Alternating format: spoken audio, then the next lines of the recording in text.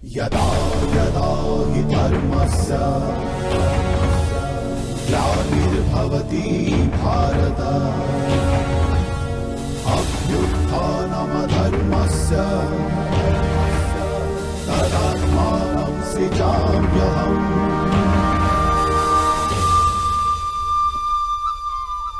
शस्त्र उठाने से पूर्व मेरे एक प्रश्न पर चिंतन अवश्य कीजिए। यदि मैं आपसे कहूं जो अश्वत्थामा मरा है वो वास्तव में आपका पुत्र नहीं, एक हाथी, तो क्या आपका जीवन आपको पुनः मधुर प्रतीत होने लगेगा? क्या आपका हृदय फिर से करुणा से भर जाएगा?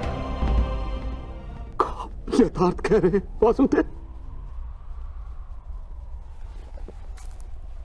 वास्तव में मेरे पुत्र की मृत्यु नहीं हुई।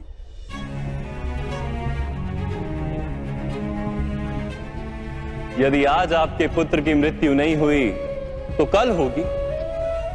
विश्व में कौन अमर रहता है गुरुद्रोण? किंतु वास्तविक प्रश्न तो यह है कि आपके जीवन के सुख दुख, आशा निराशा, ज्ञान अज्ञान, क्या सब कुछ केवल आपके पुत्र से बंधे? क्या आपके जीवन का दूसरा कोई मूल्य नहीं? क्या आपकी सारी शक्ति, सारा ज्ञान केवल आपके पुत्र के लिए?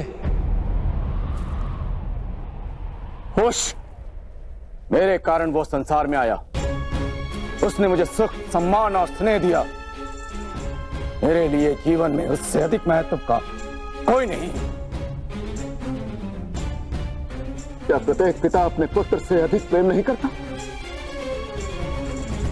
तो विचार कीजिए गुरुद्रोण, जिस पुत्र के प्रति आपको इतना अधिक प्रेम, उसे वास्तव में आपने क्या दिया? संपत्ति दी, सुख दिए, राज्य दिया, संस्कार दिए, विद्या दी, धर्म का ज्ञान दिया गुरुदेव। क्या आप उसे कुछ भी ऐसा दे पाए जिससे उसे आपके रक्षा की आवश्यकता ही ना?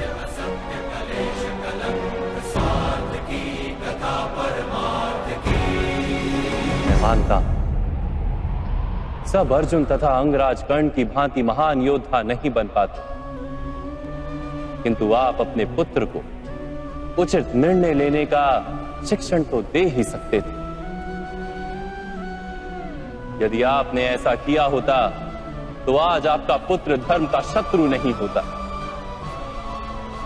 और आपको भी अधर्म के पक्ष में रहकर युद्ध नहीं करना पड़ता।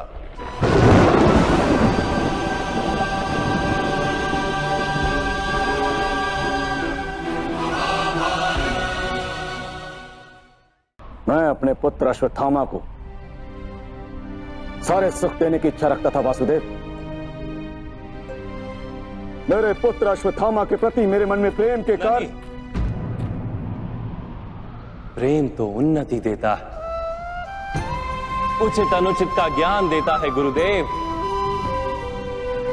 प्रेम होता तो आप भी अधर्म से नहीं बंधते और आपका पुत्र भी अधर्म से छूट जाता।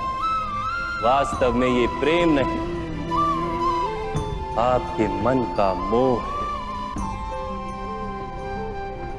प्रेम और मोह के बीच क्या भेद होता है, क्या आपने कभी विचार किया है?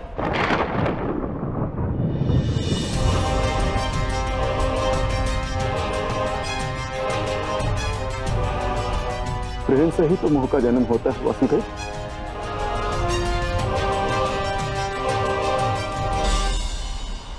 नहीं, वास्तव में जहां प्रेम होता है वहां मोह होता ही नहीं। प्रेम का जन्म करुणा से होता है और मोह का जन्म अहंकार से। प्रेम कहता है कि मेरे पुत्र को ईश्वर संसार के सभी सुख देंगे और मोह कहता है कि मैं अपने पुत्र को संसार के सारे सुख दूंगा। प्रेम कहता है कि मुझे अपने पुत्र पर गर्व, और मोह कहता है कि मेरे पुत्र को मुझ पर गर्व। प्रेम मुक्ति देता है गुरुदेव, मोह बांधता है। प्रेम धर्म है गुरुदेव, और मोह अधर्म।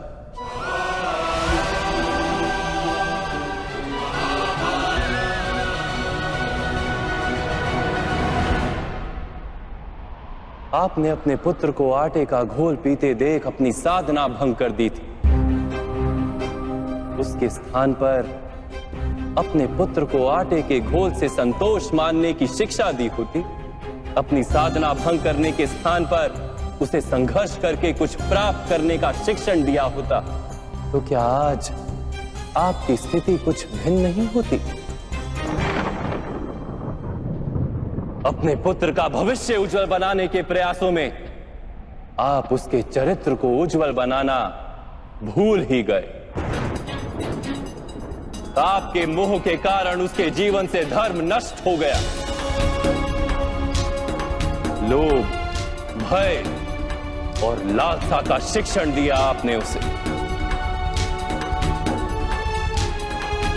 और स्वयं भी उसी मोह के कारण वास्तव में आप गुरु तो कभी बन ही नहीं पाए, केवल शिक्षक बनकर रह गए आप।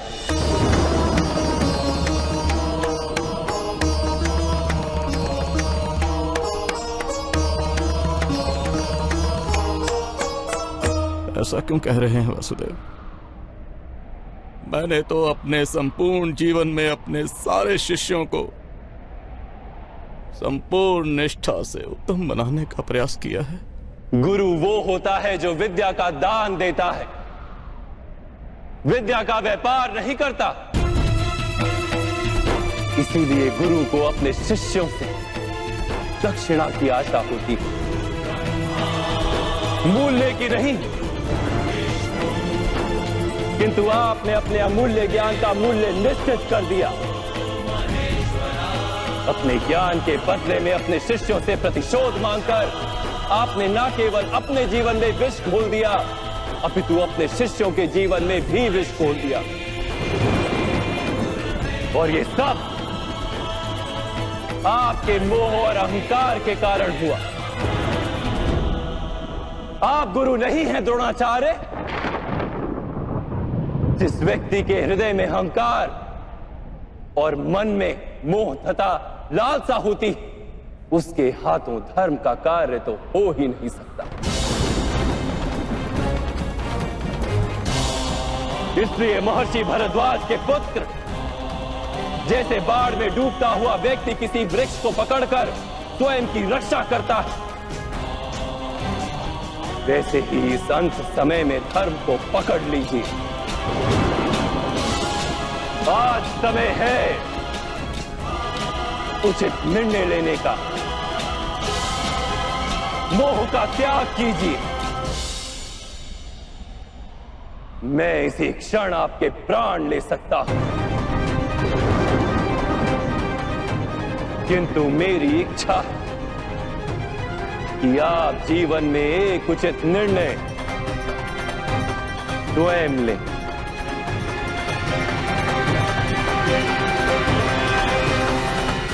यथार्थ कह रहे हैं आप।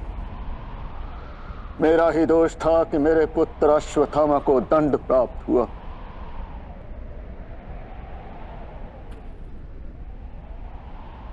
अब समय आ गया है कि मुझे भी दंड प्राप्त हो।